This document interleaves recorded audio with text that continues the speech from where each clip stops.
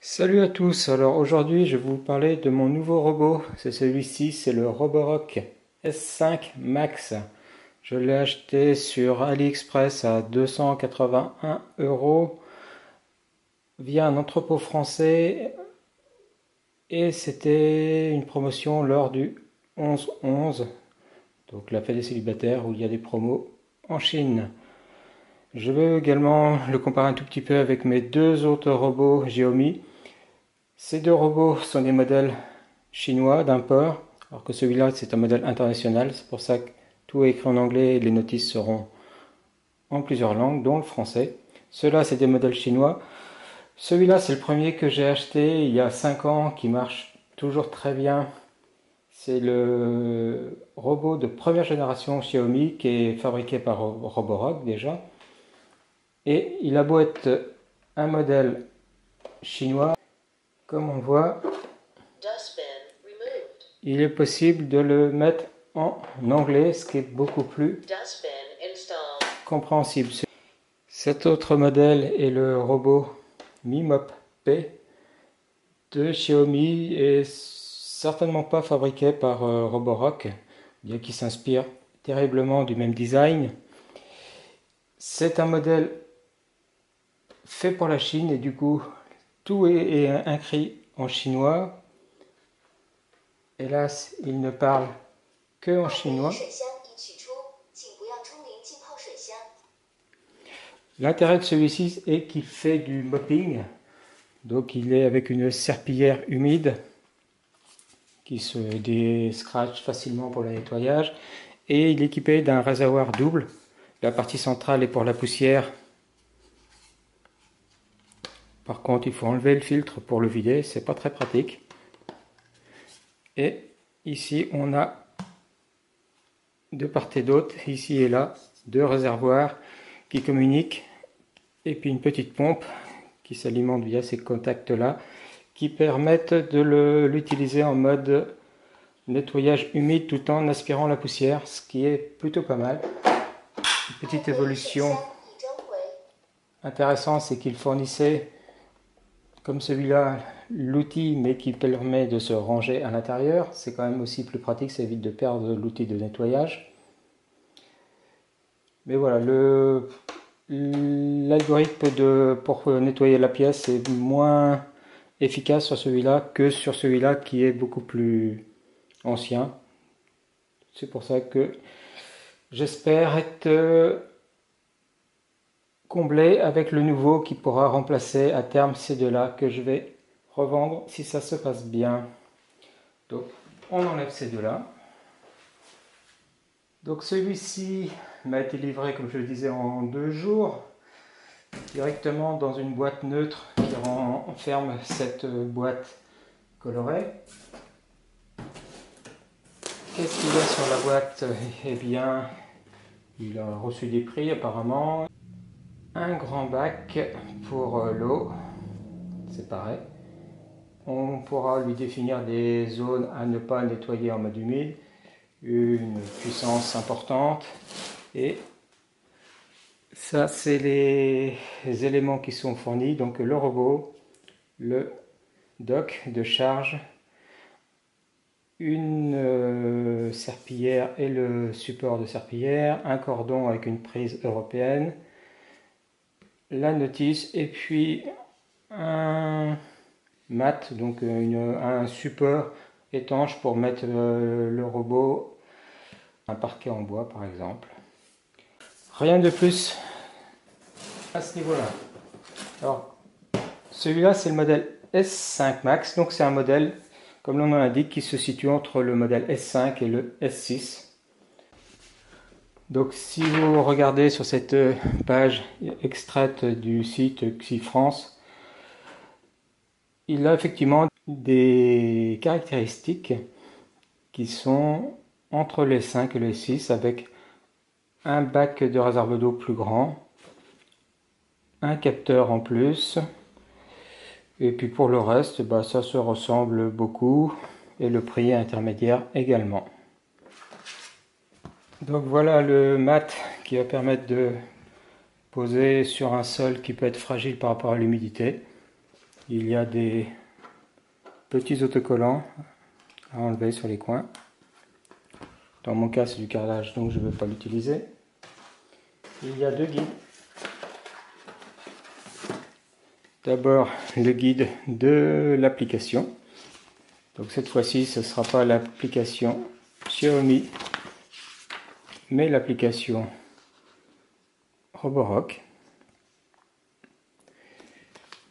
Comme on voit ici, c'est en français. Ouvrir le capot.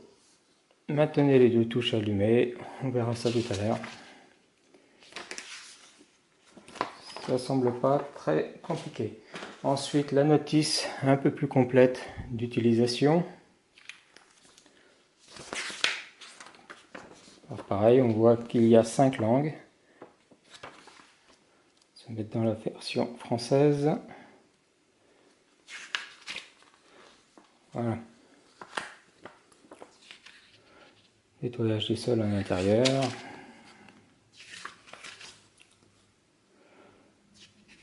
Le tableau des dysfonctionnements. Les deux boutons de fonction. Le bac, les accessoires fournis. Le mode mopping.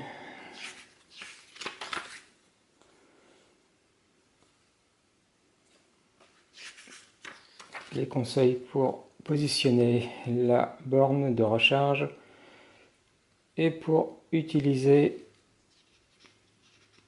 le robot, l'application.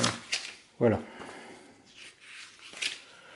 J'étudierai ça plus tard.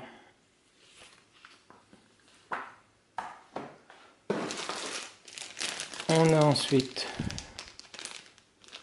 le cordon avec la prise européenne.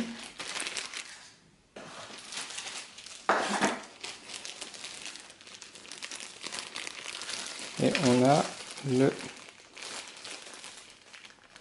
super mopping.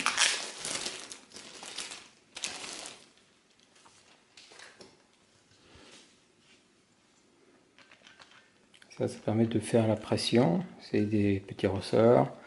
Les trous par lesquels va s'écouler le liquide de nettoyage.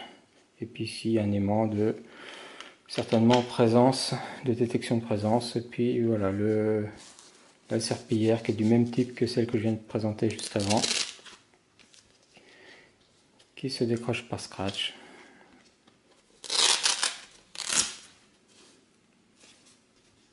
Et qui se glisse. Comme on voit, ça se clipse facilement dans le logement. Ensuite, nous avons le robot qui est prêt à l'emploi. Donc il a maintenant, par rapport aux autres, un contour argenté. On a le logement avec l'outil de nettoyage, des brosses ici, partie coupante pour les cheveux et autres rubans. Et puis un bac avec le filtre EPA intégré qui ressemble beaucoup à ceux des prédécesseurs. Et le lidar pour la télémétrie laser ici. C'est pareil, ça s'ouvre comme ceux des générations précédentes. Rien de nouveau à ce niveau-là. Ce qui est nouveau, c'est qu'il y a un deuxième bac. Ce bac-là est le fameux bac pour mettre le produit de lavage. Remplissage par ici. Un pré-filtre grillagé.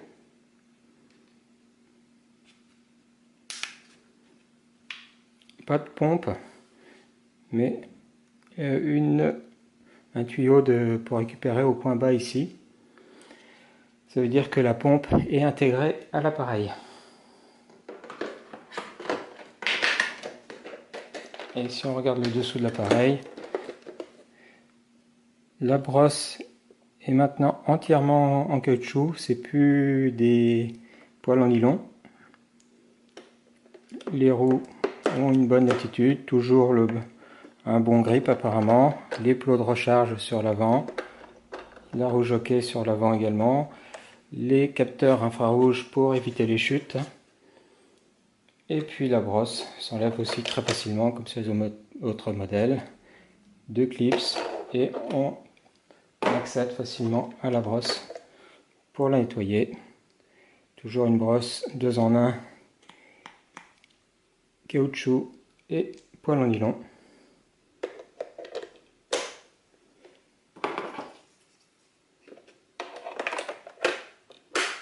Voilà.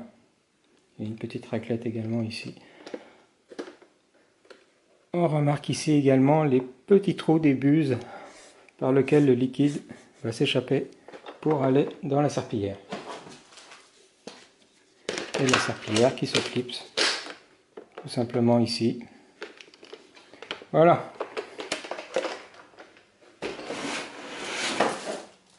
Il reste enfin la base. Donc la base équipée de petits tapis antidérapants et d'un ruban adhésif également si on veut la fixer de façon un peu plus solide. On remarque la consommation de 28 watts en charge. Elle est très similaire à la borne du robot mop que j'avais précédemment. Et donc elle est plus petite que celle du robot première génération. Et bien dans la deuxième partie, on va faire l'installation de l'application et puis le premier nettoyage. Allez, à tout de suite.